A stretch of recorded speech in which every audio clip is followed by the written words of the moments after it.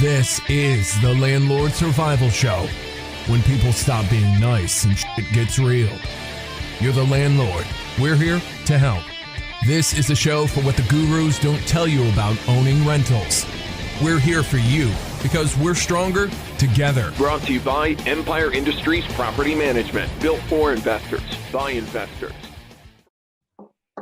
Hey everyone, welcome to the Landlord Survival Show. I'm your host, Steve Rosenberg, and I'm the owner and co-founder of Empire Industries Property Management. We are a single-family property management company, and we manage about 1,000 properties all over Texas, Houston, Dallas, Fort Worth.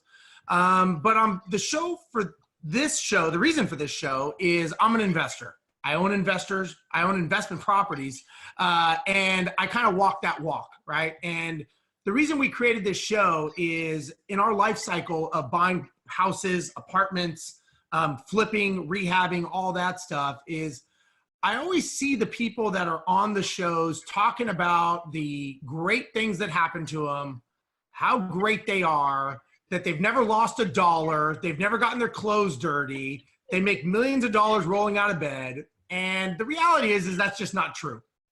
And anybody who's been in this business for any length of time has probably gotten ripped off, has made a bad mistake, probably a bad purchase, if not like me, maybe 30 bad purchases of wrong properties, and learned lessons. And some people stay in it and some people get out. And some people say real estate sucks. I'm not gonna do it anymore because it's bad. And the reality is real estate's not bad. Real estate is a piece of dirt and it's 4 walls and a roof.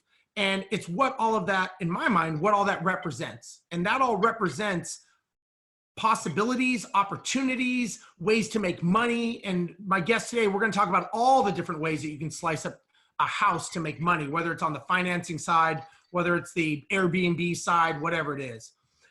So we created this show for the investors that really want to get the down and dirty. We have a Facebook group called the Landlord Survival Group on Facebook. You can go join. And we also have the Landlord Survival Handbook. So one of the things, the reason I wrote this book is a lot of people want to learn how to buy properties. They want to learn how to do all these things, but they don't really think about the goal. And what I mean by that, the goal of owning real estate is to have wealth. That is the end result of what you want.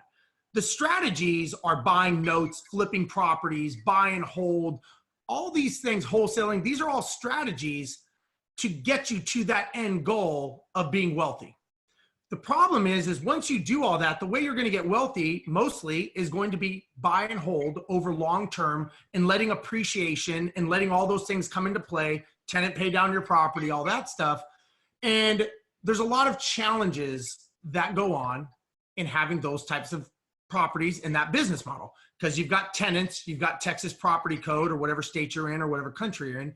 You've got issues, you've got challenges, you got people that get divorced, jail, DUIs, whatever it is, they can't pay your rent. You've got all these things, dangerous breeds, discrimination lawsuits, getting a property ready, not over ready, but ready as far as what's needed. And really, there's nobody to tell you those things. There's no one there to tell me these things. Maybe Kristin, I don't think there's anyone there to tell her. And so we created this book called The Ultimate Survival Handbook to help you, the investor, figure out, okay, when I get a property, what do I need to do to get it ready? Do I do switch plate covers? What color should the doorknobs be? What is a dangerous breed animal that my insurance will drop me for? So we created this handbook. And if you go to our website, selfmanagemyproperty.com, again, www.selfmanagemyproperty.com, you can get this handbook from you and a lot of other free information. And again, it's our way of giving back to the investor community because there was no one there to show me this, and it would have helped me save a lot of missteps and a lot of mistakes today if I had that book. So again, go to our Facebook group. You're going to learn a lot. You're going to learn a lot today from my very good friend. So I'll introduce her. The way that little background of how I met Kristin is I was doing some events up in Dallas. She was doing events in Dallas. We bumped into each other. We started talking. A lot of same common thinking. She's an investor. She's a hell of an investor, but she's just wheeling and dealing. And I thought, we should do something together. So we started talking. We've done a couple shows. We've done some events together. She's got a great event up in Dallas we'll talk about. So Kristin, thanks so much for being on the show today. I appreciate you. Thank you for having me. I am so thrilled to be here. Honored. So tell everyone kind of, give them your bio. Who are you? What do you do? And then your long resume of stuff that goes on. My long resume of like how I started with this. So Everything. I'm Kristin Gerst. I own currently Capricorn Mortgage Investments. I also run my own portfolio, and I've recently started Elite Airbnb and started Airbnbs. I go back 15 years starting to invest in real estate. I picked up my first acquisition January 2005, which was an 8-unit apartment building in a very, very rough part of downtown Dallas. And I self-managed it. By when the market crashed in July 2008, I had 61 doors, all rented Section 8, that I was self-property managing, and I hated life. I just absolutely couldn't stand it. And I'm a control freak. So, finding the right property manager is a necessity if you want to grow your business and become huge. I didn't find that one back then in Dallas 15 years ago. So I started owner financing and I got extremely good at it. So every time one of my 61 clients, because nobody was lending money anymore to buy real estate, once they vacated, then I would owner finance that property. I'd take 10% down and then stick somebody in and get monthly payments. In essence, just changing my rentals into paper. And what I found was there are pros and cons to doing both. But as far as immediate business, I was making more money doing owner financing than I was renting property. So now, was that kind of a cash flow play? Like basically you turned it in from, real estate, and my education has always been when you're buying real estate and owning real estate, that's kind of the long play, right? That's the long-term play. And then the cash flow is more immediate, kind of like, okay, I'm getting money. I'm actually seeing realized return. So was that the difference? The difference is, if you put a 30-year mortgage on a rental property, you've learned very quickly that you're working for that rental property for the better part until it's paid off. You just start. It's not passive? It's not instant overnight wealth, but you've got cash flow. In my 61 doors, could I live off of those rented Section 8? Yeah, each one of those 61 was cash flowing $200 to $500 a month. Okay. But if I had a bad month, like I remember one month, and this was maybe April, May 2009, I had 5 outdoor ACs get stolen in one night. And when you're dealing with that, that's something that's not going to be able to go on. It wasn't something I was taking insurance claims on because it was just too small and you'd just basically be paying a deductible. So I was out of pocket that month, a ton of money.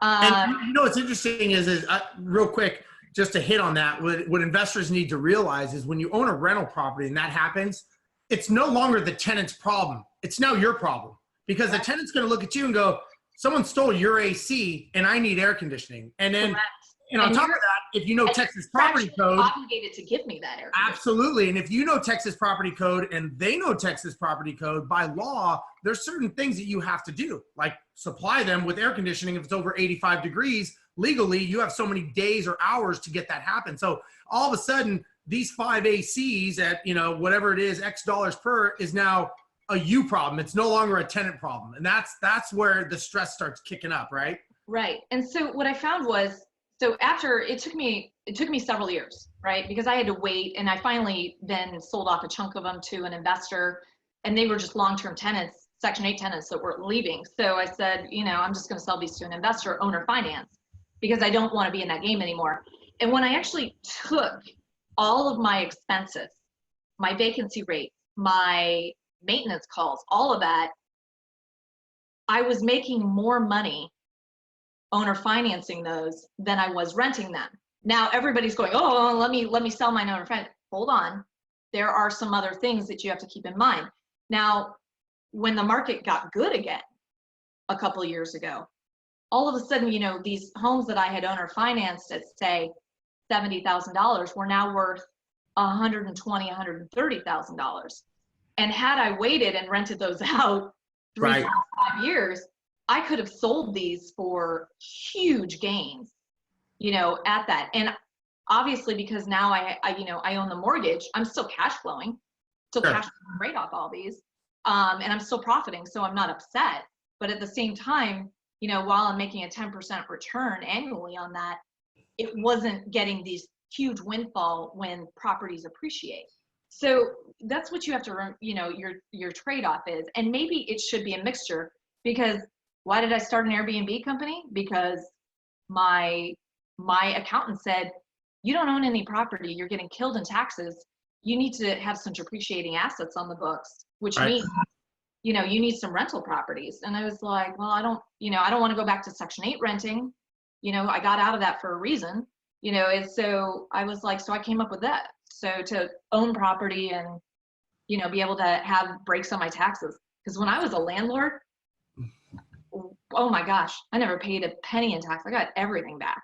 Oh yeah, I mean, it's funny. Me, with all the losses I've carried forward from the bad properties, Airline Pilot, and having an Airline Pilot income, I still get tax breaks. Even though it's probably been 10 years. I mean, that just shows you yeah, it's great, but that's not why you buy property. But let me ask you this: I wrote a couple of notes I want to ask you. My first question is why did you buy so let's say I'm a new investor and I'm trying to figure this out. Right. Why did you make the decision to buy the 8-plex in the ghetto? What was it in your mind that you thought this makes sense to me? So I'm just curious what you did. I started looking. It took several months to buy this 8-plex, right? I was in my 20s. Mm-hmm. I mean, I was young. I was pregnant with my second baby. So to get started in real estate investing, I had this really great career as a teacher. I built up my program. I decided that I couldn't put my first baby in daycare. So I said, as soon as I felt him, I was like, oh, I can't do that, and I'm going to stay home. Well, my husband recognized that, oh my gosh, she's losing her mind 3 months into it. And so he saw me going crazy. And so he came home and he goes, oh yeah, I've just finished this book. Do you want to read it? And I'm not doing anything, sitting at home chilling with an infant, and it's Rich Dad, Poor Dad. All right, well, that was awesome. I devoured it in a day. Then he came home with another book, the ABCs of Real Estate Investing from Ken Mackerel. He goes, this is just something I'm interested in.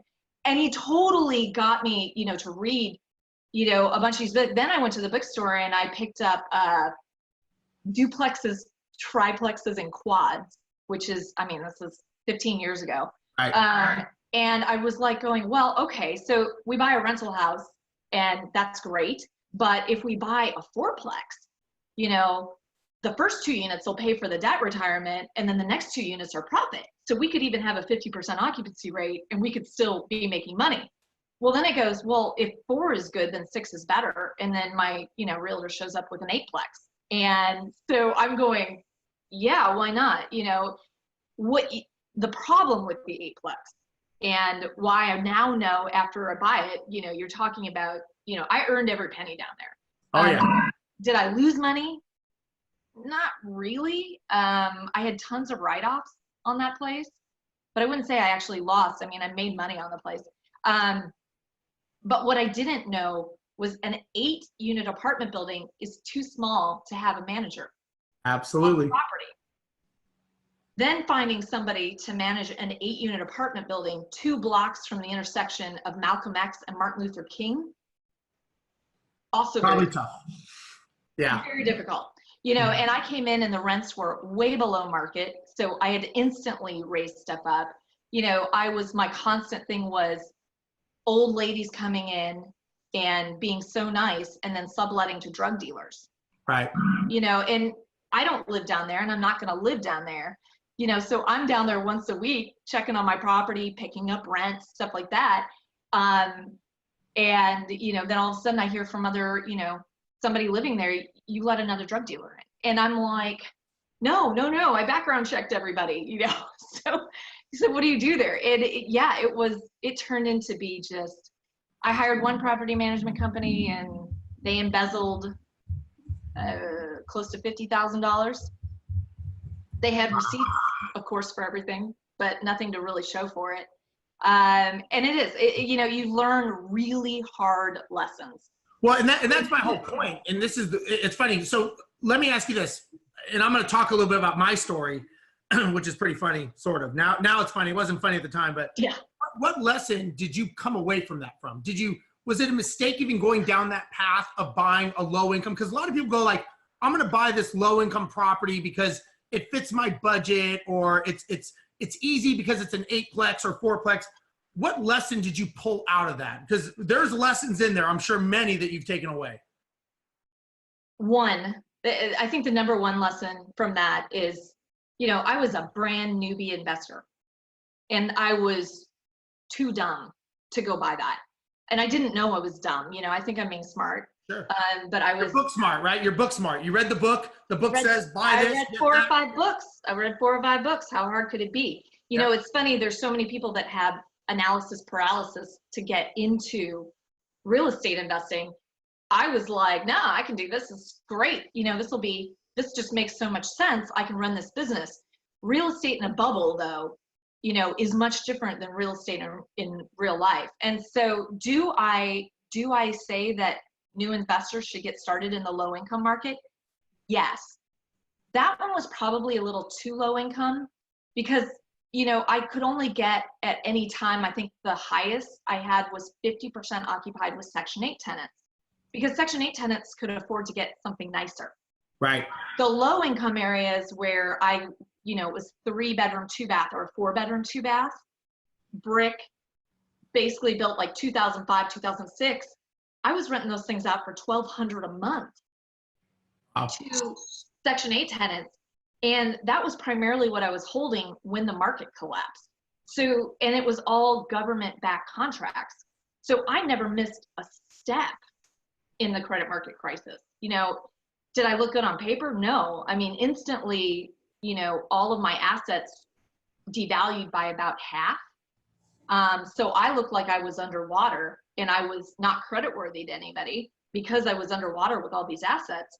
But at the same time, I was cash flowing on everything. People are like, well, are you going to strategically foreclose? I'm like, why would I do that? The market. I remember as people asking us that, are you going to strategically walk away or forego? I remember they came up with this new term, and I'm like, what does that even mean? Like that, I'm like these people still need a roof over their head. They're still going to pay their rent. Like, it may not be worth as much on paper, but I'm still making my money. Like, I'm not going to sell it, obviously, but these people still, they don't turn into sugar and melt away. Like, they still are going to pay their rent because they have to live somewhere. Correct. And for me, the government was backing this. So am I a big proponent of Section 8, especially, in Dallas, anything south of 30, any rougher areas, if you can get Section 8 to come in there, you make it nice enough where Section 8 will want to rent it. All day long, I am a proponent of low income properties. And, it's a matter of having, like, you kind of said it, it's a matter of having the right processes for the business model. And one thing I learned when Pete and I had, I don't know, maybe 35 or 40 low income houses, we didn't have the right model wrapped around that. We wanted to be hands off, and we wanted these tenants to pay online and automate it. We had the right concept, wrong clientele. Which is why Section 8 worked so well for me. Absolutely. Because the first of the month, and I was picky on which housing authority, because in Dallas we have 16 different housing authorities. So I was discriminatory against housing authority because I knew Dallas County, that had the second highest number of vouchers. I knew that they actually stuck to the government guidelines and made them pay a tenant portion. So if my rent was, say, $1,000 a month, I might have somebody in there at $550 or $600 depending on their job. Right. Whereas if they went to Dallas Housing Authority, the city of Dallas, I knew that those vouchers, they typically and they had the most of them, to save on, I guess, paperwork or admin fees, they would do 0 tenant portions. So 90% of the tenants I had from that were 0 tenant portions. That meant 100% of my rent was paid the first direct deposit into my account. Got it. So my story, you talked about that. Well, let me back up a second. I think what's interesting, you'd mentioned about the management fees, and this is what a lot of people, I think they miss. I get a lot of people that, we manage single family houses. That's what we do. We make cheese pizzas. We do a very good job of making our cheese pizzas, and that's all we do. And people go, well, when are you guys going to get bigger and manage apartments? And I say, well, what do you mean by that? And they'll say, well, I want to buy apartments. I want to go big time. And I say, okay, well, how many apartments are you going to buy? I don't know, 20, 30, maybe 50.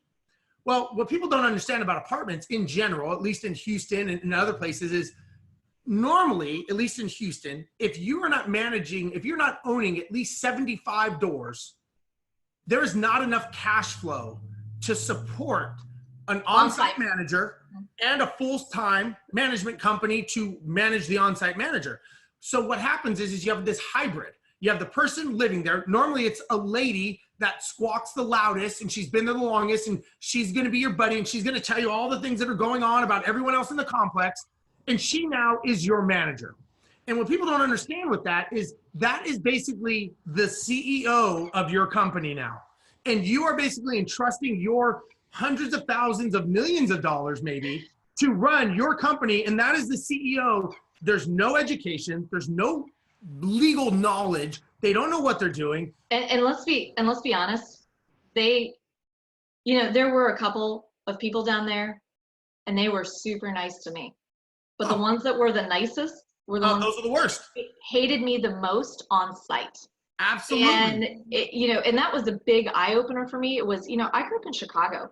I had never experienced, urban blight, poverty before. I'd never seen it. I'd never been in a neighborhood like that.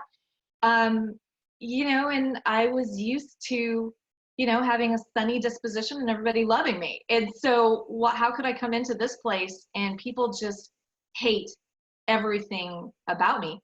I mean, I used to get gift baskets to my tenants at Christmas, and I still know that they hated me. I didn't get it at first. It probably took maybe year 3 or 4 of owning that place. And I realized, I'm like, these people hate me. I'm like, they loathe me every time they see me. And what's interesting is in my business, so when we were doing this, at first I would go around and collect the rent myself. Like I was like, I'm going to go on Friday on the 1st and I'm going to pick up the rent. And my business partner, Pete, would say, why are you doing that? I'm like, because I want to get the money. I want to make sure that I get the money so we can pay the bills. He says, they've been renting their whole life. You think they don't know when rent's due? You think they don't know how to pay? He says, either they're training you or you're training them. He goes, right now, they're training you to drive to their house and pick up the rent. And he goes, what are you going to do if they're not there? I'm like, well, why wouldn't they be there? It's like the 1st of the month. He goes, well, let's say they're working. So long story short, after going there on the 1st and they don't have it, let's say the 1st is a Monday or Tuesday, and they say, I get paid on Friday, I'll have it on Friday. I'm like, okay. So I'm driving around town doing my pickups. I come back on Friday, lo and behold, they're not around. Cars in the driveway, but they're not answering the door. Now I just wasted an hour of my time each way to drive to this house to pick up $700 in rent, and they don't even answer the door. And their phone's disconnected. How does that happen? I don't know, but their phones get disconnected like that, And it was this eternal cycle that I was getting a lesson taught to me. Well, and that goes back to, anything that is low income at all, those people are lifelong renters. In fact, they're generational renters. Generational. They're Absolutely. They're 5, 6 generation renters. Yep.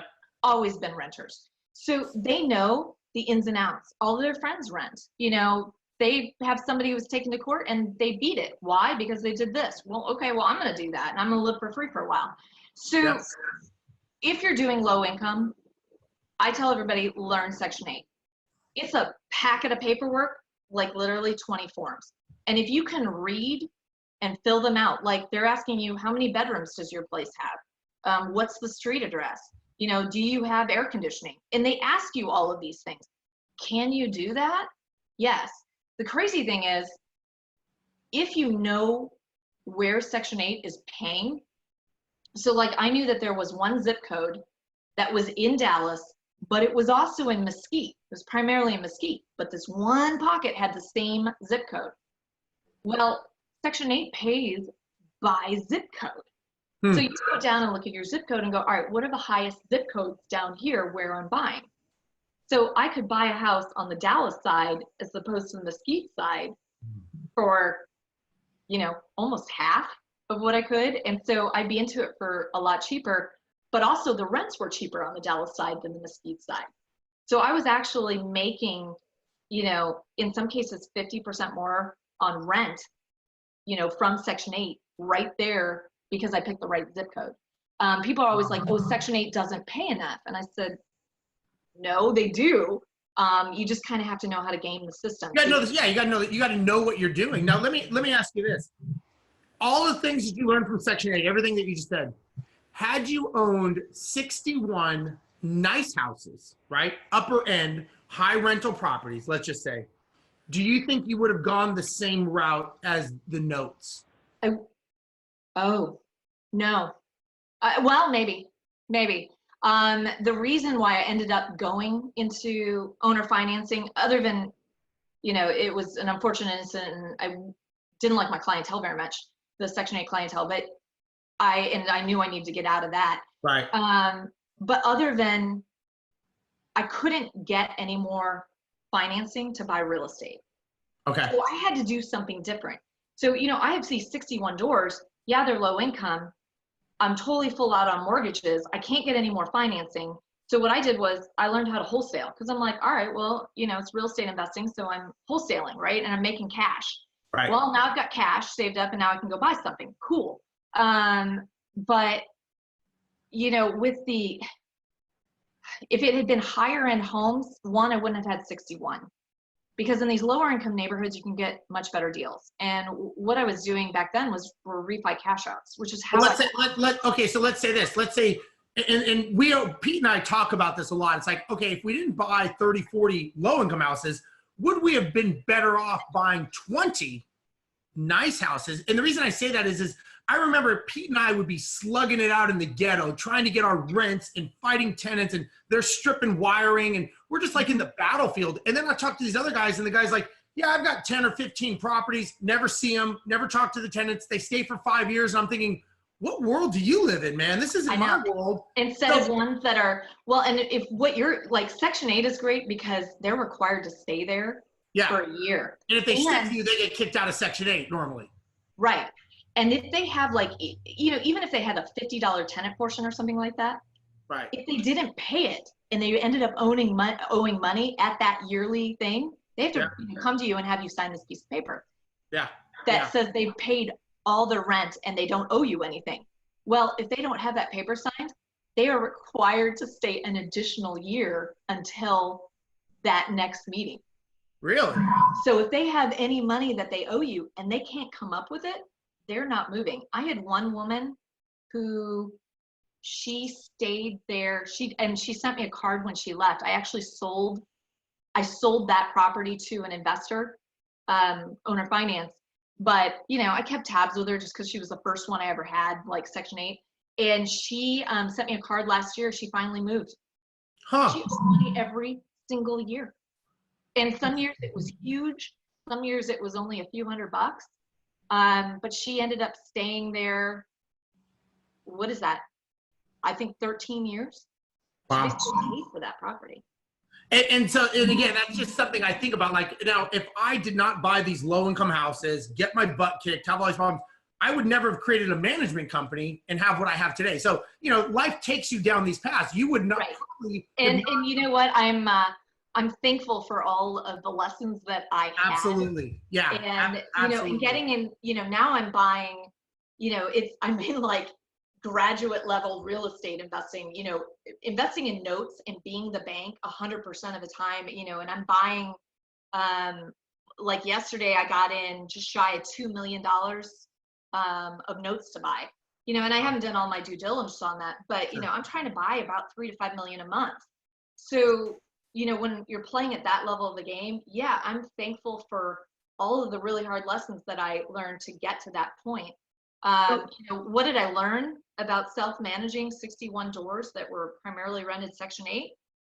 Yeah, go get a property management company. You don't want to do it, yeah. And the problem is, in general, property management companies, even like myself, we won't manage low-income properties. Why? Because it's almost double the staff time to deal with it. And we're going, why would I manage your property for $700, let's say at a percentage, let's say 10%, when I could manage a $3,000 rental and they never even call me?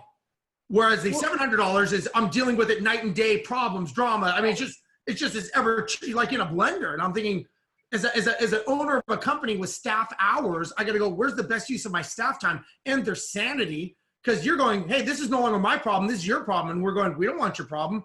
Push it back, No, and I agree with you. I agree with you 100% on that. It is devilishly hard to find somebody. Did I have people who are willing to do it? Yes. But, I am, especially in the last couple of years, because I don't just have like, you know, most note investors out there, if they go, oh, I'm a note investor, right? They're buying 1 or 2 a year, Right. you know, 3 or 4. It's not much, right? And when I started this company in 2015, it's kind of how it started, right? I'd be, oh, I've picked up a note. Now I've sold a note, right? I'd have a lunch and learn and for some IRA investors, and, you know, somebody would buy a note. And I'm like, you know, I mean, like, this is just awful. It's awful, right. you know, and I'm like, this isn't a company. This isn't a business.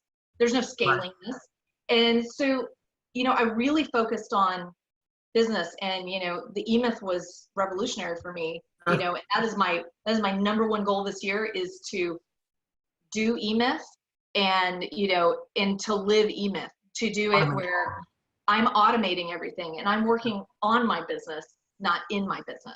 So can we, without, we're not going to divulge any of your secrets, but could you just explain what note buying is, what you do, just in a general? Yeah. No, and people don't understand it. Well, and you know, a lot of people are going to be here. Hey, folks, when I lose you, just hit the rewind button.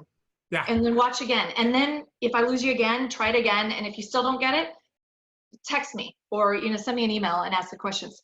Because I lose a ton of people when I start talking about mortgages. A lot of people don't know that you can buy mortgages. Yep. And, you know, if they've ever had a mortgage with, say, Bank of America was notorious about it, you know, 10 years ago, if you had a loan with Bank of America, it got sold to somebody. And that was the first time I was like, wait, can they just do that, you know, without my permission? Oh yeah, it's a marketable asset. So I buy a mortgage note. I buy the debt on the property. Everybody wants to know, so you take ownership of the property? No, I am not in the business of owning property whatsoever. I'm in the business of basically stepping into a lender's shoes. So I pay off, let's say that this, you know, a lot of it, I'm more primarily buying, you know, owner finance mortgage notes, because, you know, ones that are performing. So I look for ones with great payment histories that I don't have to worry about, that I'm not going to have any headaches from, that are just constantly paying on time when they should. They will have 9-10% interest rates usually. And when I purchase one of those, a lot of times they'll have like an underlying lien. So let's say the investor picked up a property subject to and then wrapped that subject to note. I'm buying that wrap note, right? Because I want the 9 or 10% interest, and I'm paying off any underlying debt. And that way, then I get to capture 100% of that payment instead of only, you know, making a couple $100. And you are now the person that essentially they're making their payments to, and you are the one who can foreclose on them, and but you don't change the terms of, like, and a lot of people ask me that question. That's why I'm trying to clarify. Do you necessarily change the terms of the agreement, or you take it as is in place? I am not allowed to alter those terms one bit. Right. So whatever it says on that deed of trust and note that, you know, outlines the deal, that's it. I cannot change anything, any of part of the payment from that owner, you know, from that borrower to whatever was signed and agreed upon by the two parties. Correct. Now, let me ask you this. Is there a national average, or obviously if you have more due diligence, you're going to be maybe better than the average of people that actually do that you end up rescinding and taking back the property? Is there a national average? Is there a price point average? I don't know what the national average is. My note servicer, I think, hovers right around 1.8% foreclosure rate. Okay. I have currently in my possession, I have 2 notes. I mean, it's a very, very low percentage. I currently have 2 that are with the same investor, and he's a con artist. And he's not paying everybody all over town. So, you know, I'm trying to get those properties back. Other than that, you know, it's mailbox money. It's direct deposited the first of the month. I don't have to worry about it. I have a note servicer that takes care of all of that, and her services are paid for by my borrowers. So I don't even pay for that. I don't have management fees on all of my assets that are under management. So it's great.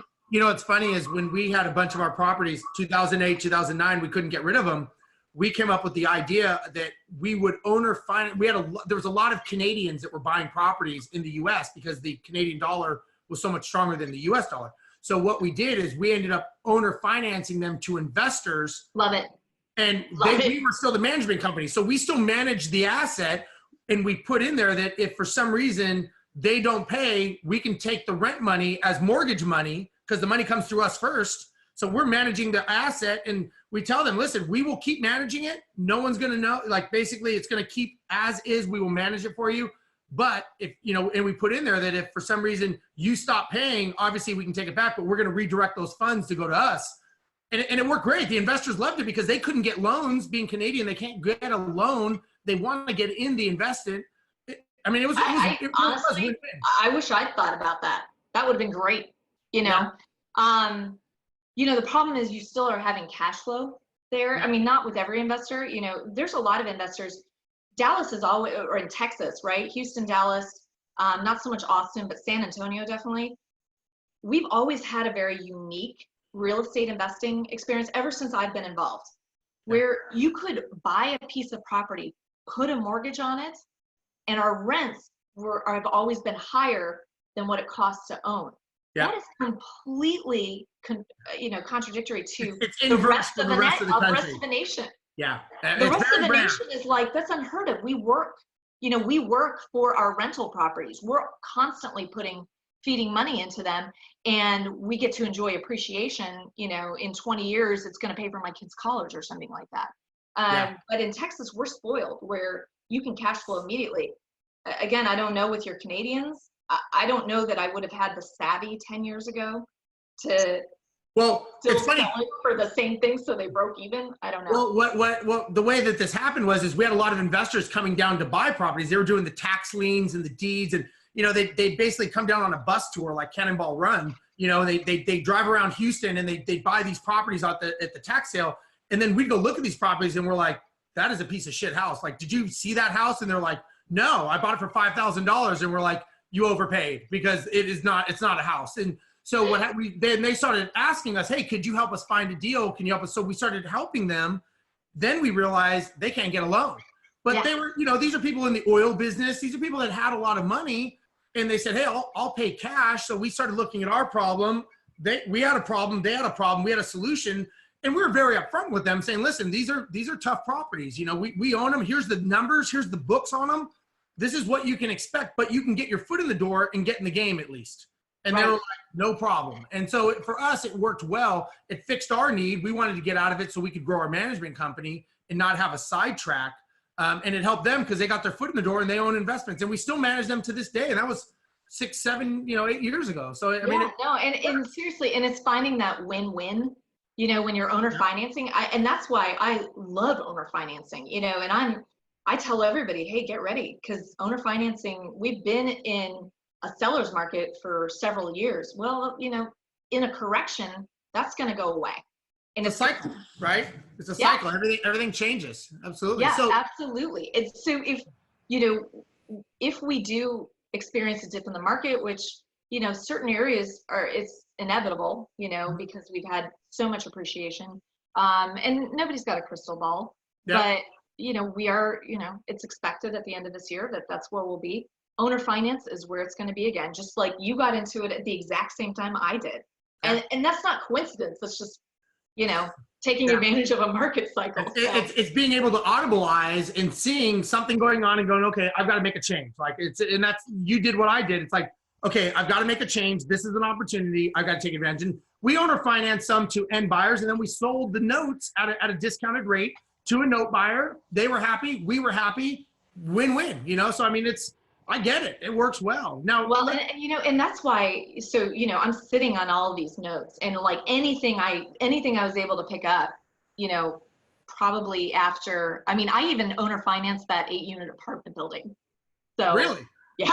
It was great. You know, I didn't have that nightmare of a management situation. You know, I was totally, you know, when I finally owner financed everything, I realized I didn't have a daily task to do anything. Right. So, you know, then I was focused on, okay, well, I guess I just go out and do this again and go get more notes, or, you know, go create more owner finance properties. So, you know, everything passed, you know, once I owner financed all those 61 doors, I ended up with, you know, I started acquiring more properties and doing owner finance. And all of it is, you know, as soon as I got it done, then it was great. But what I found was, I'm like, I was getting all these letters in my mailbox going, oh, we want to buy your note. And I'm like, hey, I've got a lot of equity in this one. That would be really awesome to sell this thing, and then get all this cash, because then I could go reinvest in something, right? And they were telling me, oh yeah, we'll pay 85 cents on the dollar for unpaid principal balance. And I'm like, well, it's not great, but it's, it works. I could do that. And then it would come down, it would be 3-4 months later, and they're like, yeah, we just can't get the deal done at that, but we can buy it like 60 or 65 cents on the dollar. And I'm like, why would I sell that to you? It's like, I don't have a problem. I don't need to get rid of this. It's actually producing, like, I agree. And it's like, it's not a problem. If it's a problem, it's one thing. Because when you have a problem, it's not a monetary thing. It's a matter of I just want this headache, this stressful life, this sleepless nights. I just want it over with. It's not a problem. It's like, I was reluctant at 85. I'm definitely a no-go at 80 and below. Exactly.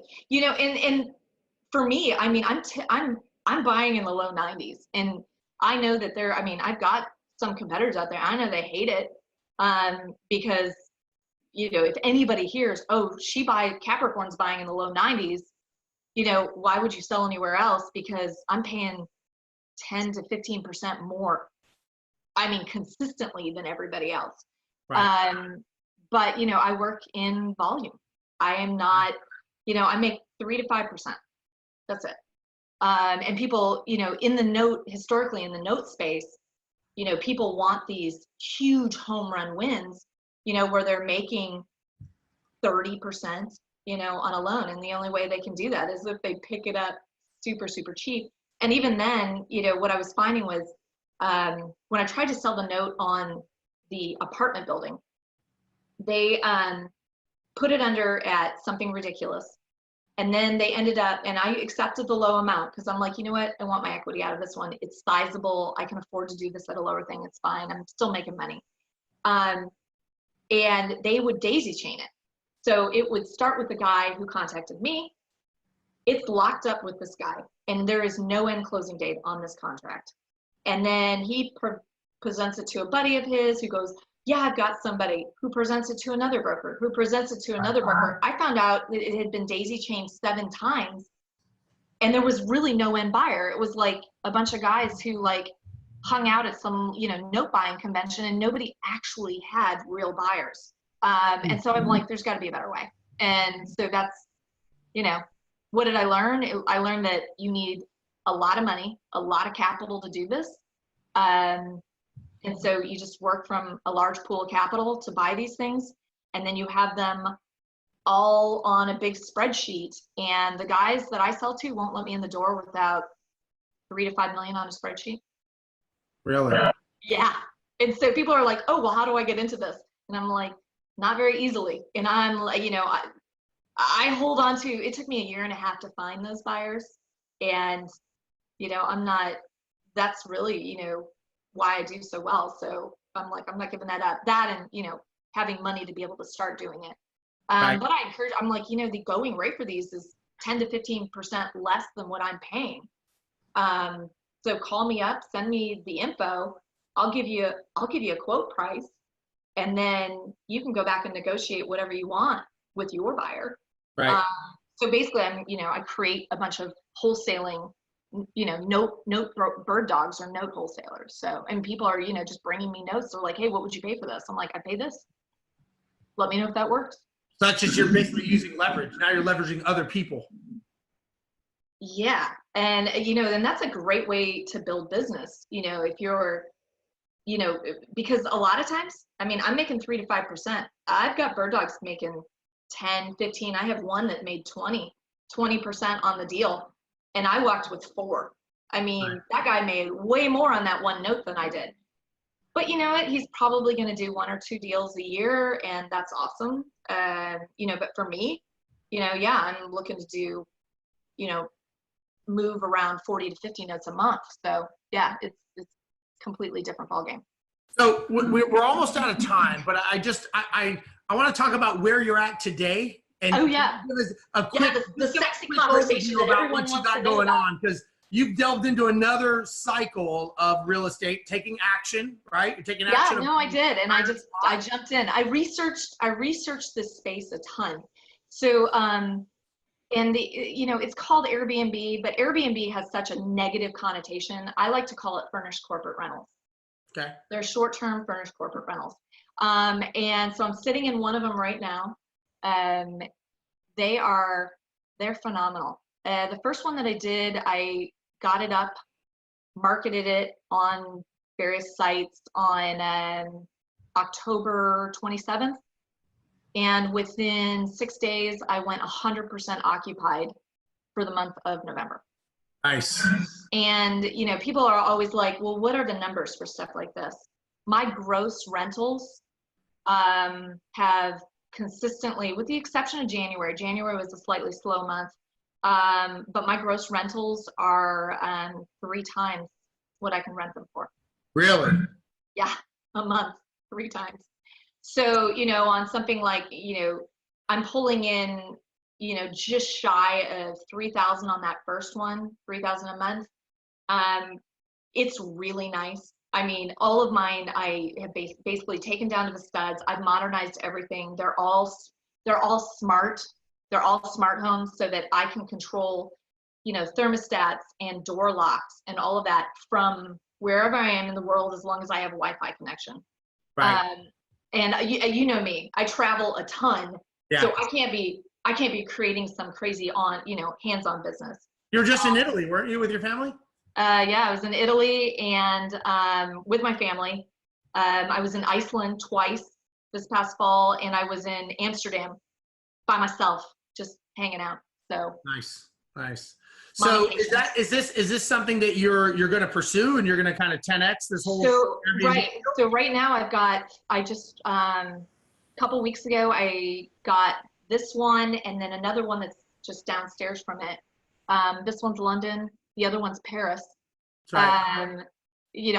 I've been picking theme cities, and then if you can see over my right hand shoulder, you can see that Union Jack pillow. Yep. And then over here we've got another London painting. So like all of the art and furnishings, everything's functional, but you need to have kind of a theme for your decoration. It makes it a hell of a lot easier, I've found. But yeah, so I've got those 2 up and running last couple of weeks. I went to 82% occupied for the month of March. Okay. I'm already booked up at like 50% for next month on both of them. So that's, as far as these numbers, and I've got my prices pretty low on these. These 2 that I just brought up are 2-bedroom, 2 baths. And I'm probably about 60% of where I should be on price. But you have to get a certain number of reviews to get your star rating advertised to the world. So I figure I start low, and then once I get my reviews, then I'll, put them up higher. Once everybody can read these reviews and go, oh my gosh, these places are amazing. Get the momentum wheel turning, basically. Yeah, and in the Airbnb space, I decided, so, if you go and look at the Airbnb model, everybody thinks it means bed and breakfast. It doesn't mean bed and breakfast. It means air bed, no breakfast is what Airbnb stands for. I didn't know that. Interesting. Nobody does. Nobody knows where the history of this company that got started. There is a whole host of online companies that you can use. Airbnb being the most famous, yes, it's the easiest one, right? Sure. And where I get 90% of my business. But, if you go into those spaces, majority of Airbnbs, depending on the city you're in, the average cost, they're gross. They're disgusting. And people will they've put like garage sale furniture in there. It could have, cooties, bed bugs, who knows? Nothing has been updated. People are Airbnb just garbage. Yeah. Now, it's bringing down the whole industry as a whole at some point. I'm not sure about that. I just knew that I wanted to create elite properties and get an elite clientele. My target market are businessmen, traveling businessmen to Dallas. I had one group, 2 guys who stayed in this unit last week. They just booked yesterday for 2 weeks from now. You know, so, and it's a bunch of guys from the same office who come down and work at Abbott Labs. So it's phenomenal that, you know, you can get repeat business from businessmen coming to Dallas. And then weekends, you've got concerts, all of that. So, you know, as far as getting people want something nice. My cleaning fees on this are $100. And people are paying it. I mean, I was like, okay, well, it's what it costs me to clean these things. So I'm gonna stick it on there and see what happens. It works. They're rented, so nobody cares. Wow. Well, again, there's so much here. We're gonna have to do another show. On Airbnbs. Airbnbs are, I gotta say, the returns that I have personally seen are insane. People will say your furnishings are, you know, if you see my professional, you know, I had a professional photographer come out and photograph everything. Most people do not do that on Airbnb. Right. So, you know, if people find my listing, you know, they're like, oh, you know, this is head and shoulders over everything. I mean, my bath products alone cost $150 just for the bottles that are in there. And my beds are the Westin Heavenly beds from the Westin e-commerce site at a cost of about $2,000 a piece per mattress. Well, you'll get that back, obviously. Right, but if they stay occupied and I can charge a premium for a night, you know, if it's the same as, you know, really great. Worth it. It is. Yeah, cool. Well, Kristin, if people want to get a hold of you and they want to talk to you about notes or Airbnb or go to, you know, you have an event, you got the REI Social Club. Real Estate Investor Social Club here in Dallas and Fort Worth. We're in Fort Worth next, I think we're actually going to be at Champs in Irving next month. What dates do you do those events? Third Tuesday of the month. Third Tuesday. Now, if they want to find you on Facebook or they want to go to your website and they want to see all this, what's your information to do that? So Kristin, Kristin, Gerst, Gerst. You can find me on Facebook, LinkedIn, not so much Instagram, but Facebook and LinkedIn.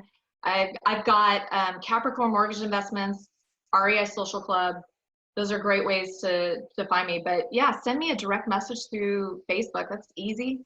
If you want my email, it's info@capricornmortgage.com. Okay. So yeah, no, it's easy to get a hold of me. I'm always buying owner finance mortgage notes. If you have questions about Airbnbs, you know, I love to talk real estate. I'll talk to you for hours about real estate. So. Yeah, you and I have had a lot of conversations about it, and your events are great. So if you're in the Dallas area or the Fort Worth area, obviously do that.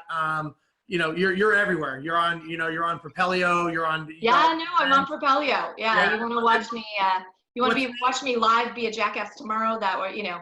Fridays at 11. Fridays at 11. There you go. So, you know, everyone, again, you know, definitely if you want to know about notes, this is the person. That's why I have her on the show, because she knows what she's doing and she actually is in the heat of battle. If you want to look at us, go to selfmanagemyproperty.com. You can go there. You can find the shows. We are on iTunes. Only request I have is maybe that you would share the show with other people so that other people know about it. Because again, I don't think there's anyone here that talks about the failures in investing and how they overcame those failures. And to me, you know, I'm sure as Kristin can agree, that's important. And nobody talks about those things. Well, and any real estate investor who starts telling you how they have never failed, I listen to these people and I instantly shut off because I'm like, y'all, I lost money on a freaking stupid flip a year and a half ago. And I'm like, you know, and I thought it was, you know, a slam dunk. I mean, I don't lose much, but you know, it happens. Yeah, it happens. And, you know, and I'm like, so anybody loses money at any time doing this. And, you know, but they're all learning experiences. And the people who can sit there and tell you about the things that they did wrong, you want to listen to that because that's what you're going to learn from. And you're going to learn, okay, well, yeah, I was talking to her and she said she went about it this way and she lost a ton of money. Well, I don't want to go do that. You know, let me do something different. Yeah, and that's what's so important about this group. And on our Facebook group, the Landlord Survival group. So again, there's a lot of resources out there. You can go to Kristin's website. You can go to our website. If you want to know about property management, EmpireIndustriesLLC.com. Again, we have offices in Dallas, Fort Worth, and Houston. So Kristin, thank you so much for being on the show. I love talking to you. I'm going to be up in Dallas We're going to be on a couple shows up there. I'm going to come to your event. Good, and I'm hoping you're going to come be on my show. Yes, I am. So, I'm going to come be on the your next show. time you're in Dallas on a Friday, let's just schedule Knock it, it out. and because we'll just have fun. I mean, we'll sit there on the couch. We're going to talk about property management. I'd love to hear property management horror stories. Down and dirty. Absolutely. Down and dirty Absolutely. property management horror stories, and we can just, oh my God, I got some good ones. I think we could like have a whole show about swapping the do's and don'ts of property Absolutely. management. Absolutely. Well, Kristin, thank you so much. And everyone, we'll see you next week. The Landlord Survival Show, selfmanagemyproperty.com. We'll talk to you guys later. Bye-bye. This has been the Landlord Survival Show. Join us next time for more of what the gurus don't tell you about owning rentals. And for even more, find us on Facebook. Brought to you by Empire Industries Property Management. Built for investors, by investors. For more information about this show, visit our website, selfmanagemyproperty.com, home of the ultimate landlord survival handbook.